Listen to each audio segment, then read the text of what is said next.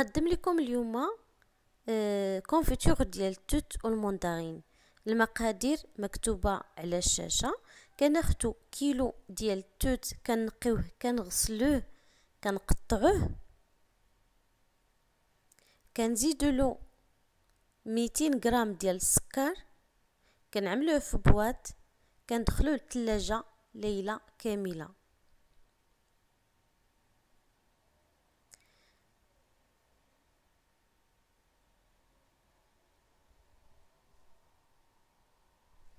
من بعد ما كيبات الكونفيتور ليله كامله في الثلاجه، كيطلق واحد لو جو اولا عصير اللي غيساعدنا في الطياب ديالو.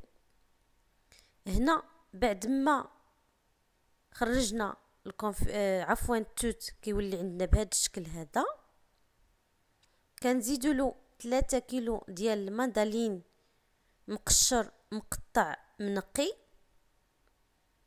كيبقى غير اللب فقط.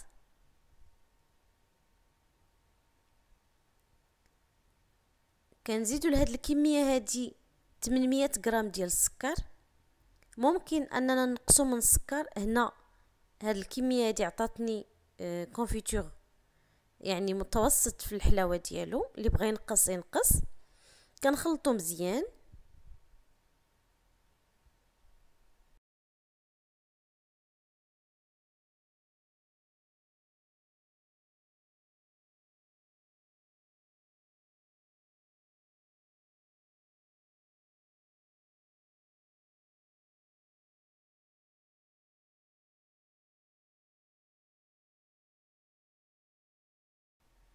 بعد ما كنخلطو كنزيدو معلقه كبيره ديال السكنجبير.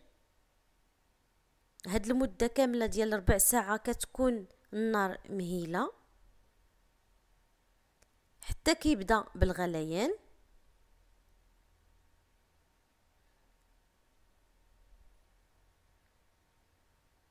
بعد ما كيبدا في الغليان كنزيدو في العافيه، ما كنسدوش الكاميله ديالنا وكنبقاو مقابلينه لانه كيفيض. بعد ما كتفوت ساعه